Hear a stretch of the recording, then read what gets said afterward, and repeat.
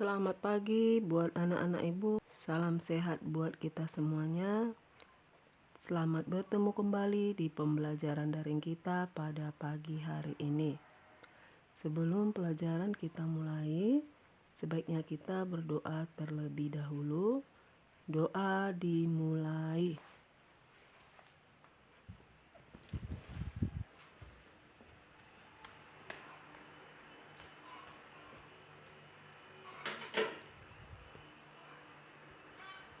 Doa selesai. Buat anak-anak ibu kelas 12 IPS, pada pagi hari ini materi pembelajaran kita pada pelajaran geografi berjudul Interaksi Desa Kota. Nah, buat anak-anak ibu, pada materi ibu pagi ini, ibu buat atau ibu berikan materi berupa PowerPoint atau poin-poin penting dari materi kita pada pagi hari ini. Oke, anak ya.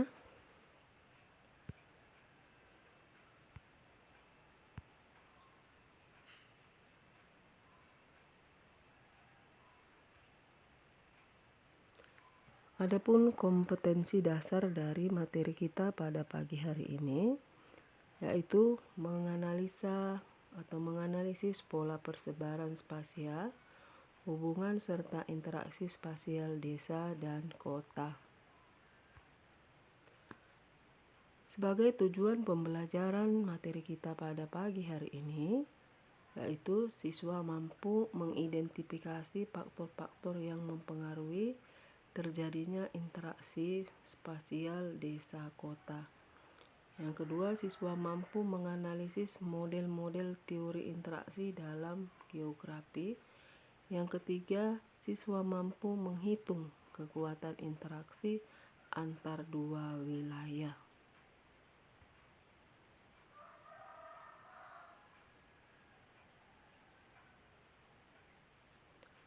Nah, ini materinya ya nak ya, interaksi desa kota.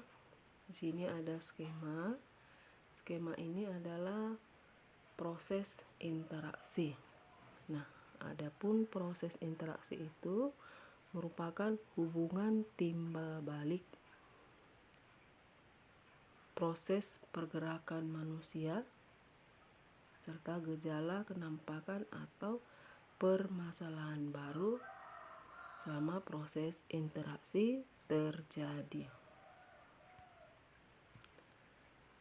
Faktor-faktor yang mempengaruhi interaksi, yaitu adanya wilayah yang saling melengkapi. Yang kedua, adanya kemudahan transfer atau perpindahan dalam ruang. Yang selanjutnya, adanya kesempatan untuk berintervensi atau berinteraksi. Nah, wujud dari interaksi, maksudnya itu bentuk interaksi, yaitu ekonomi, politik, sosial, agama, migrasi. Migrasi itu sama dengan perpindahan. Nah, migrasi itu sendiri ada dua, migrasi internasional dan migrasi internal. Nah, migrasi internal itu ada 4. Nah, yaitu migrasi masuk, migrasi keluar, komuter, urbanisasi. Nah, kalau migrasi masuk itu adalah masuknya penduduk dari suatu daerah ke daerah lain. Nah, kalau migrasi keluar, keluarnya penduduk dari suatu daerah ke daerah lain. Sedangkan komuter itu adalah pergerakan atau perpindahan penduduk yang terjadi dalam satu hari atau disebut juga dengan sirkulasi. Nah, selanjutnya itu urbanisasi. Kalau urbanisasi itu adalah pergerakan atau perpindahan penduduk dari desa ke kota. Nah, konsep yang mendasari interaksi kota yaitu faktor gravitasi, faktor mobilitas penduduk. Nah, kalau faktor gravitasi itu sama dengan gaya tarik antara dua wilayah. Nah, kalau saat ini kita belajar interaksi antara desa dan kota. Nah, selanjutnya mobilitas penduduk atau pergerakan penduduk itu ada 3, yaitu mobilitas geografi, artinya itu perpindahan individu atau kelompok dari satu daerah ke daerah lain seperti transmigrasi, urbanisasi, dan migrasi.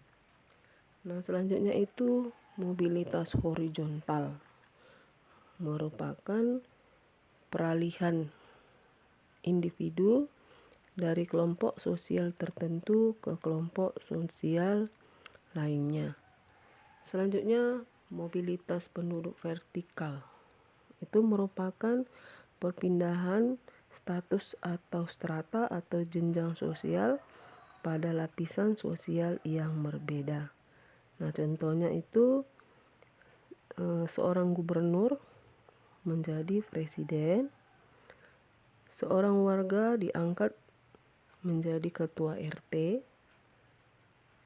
Selanjutnya anak petani dijadikan menjadi tentara atau TNI. Dan yang terakhir itu seorang buruh menjadi pengusaha sukses. Nah, jadi itulah contoh dari mobilitas vertikal. Nah, selanjutnya zona interaksi desa kota. Zona itu sama dengan wilayah-wilayah atau daerah-daerah ya nak. Nah, selanjutnya zona itu ada 6. Yang pertama city atau kota, yang kedua suburban perkotaan atau subdaerah, selanjutnya suburban break atau jalur tepi subdaerah perkotaan, yang keempat urban break, jalur tepi daerah perkotaan, yang kelima rural urban break, itu jalur batas desa kota. Nah, yang keenam rural atau pedesaan. Itulah zona-zona interaksi desa kota.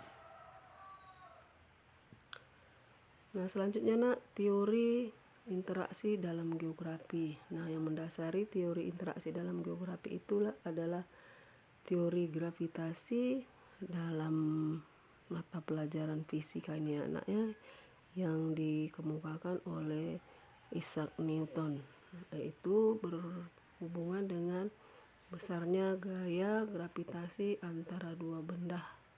Nah, kalau dia geografi itu besarnya gaya gravitasi atau tarik-menarik antara dua wilayah. Kalau G itu ketetapan atau angka konstan. Kalau M1 itu massa benda 1, M2 massa benda 2, D12 itu jarak benda dalam meter. Nah, kalau dalam geografi M1-nya itu masyarakat atau jumlah penduduk di daerah 1, M2 jumlah penduduk di daerah 2, sedangkan D12 itu jarak antara satu wilayah dengan wilayah lain. Nah, kalau G dalam geografi itu angka konstan, itu dengan angka 1. Nah, jadi inilah dasar dari teori interaksi dalam geografi. Nah, adapun teori-teori interaksi dalam geografi itu adalah satu kekuatan interaksi. Nah, ini rumusnya IAB sama dengan K kali PB per DAB kuadrat. Nah, IAB itu kekuatan interaksi antara wilayah dan wilayah B. Sedangkan K itu nilai konstanta atau empiris, biasanya angka 1.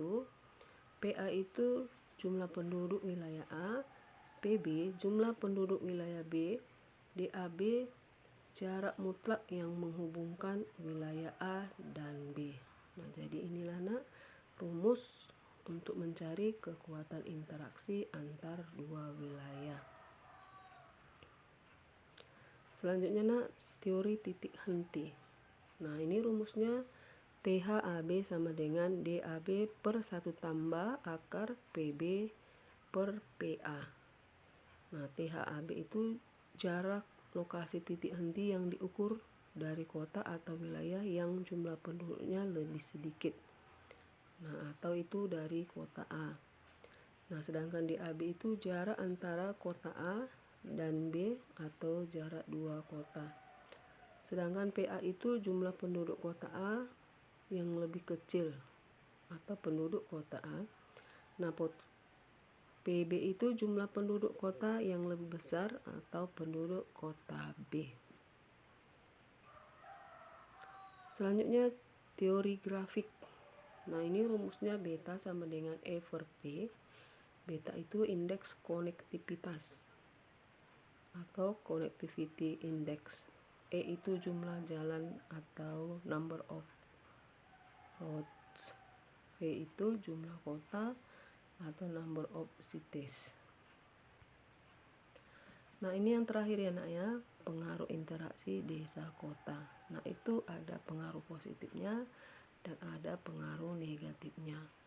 Nah, pengaruh positifnya itu pengetahuan penduduk desa meningkat, adanya lembaga-lembaga pendidikan yang banyak dibangun di desa.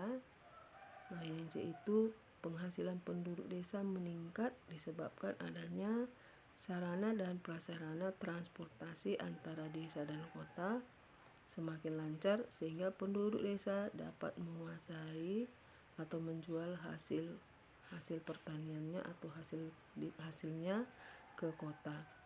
Nah, sedangkan dampak negatif urbanisasi meningkat ya.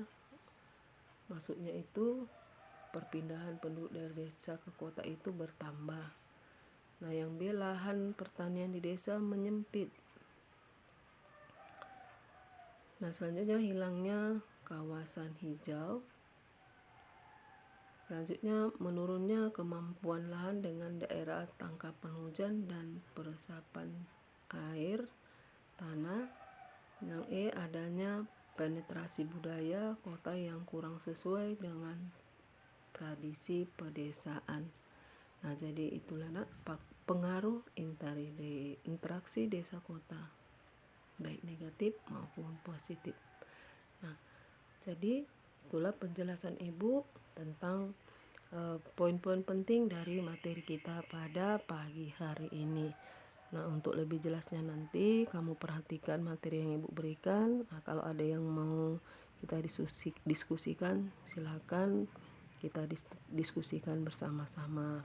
Oke nak ya, sekian penjelasan Ibu. Selamat pagi, terima kasih.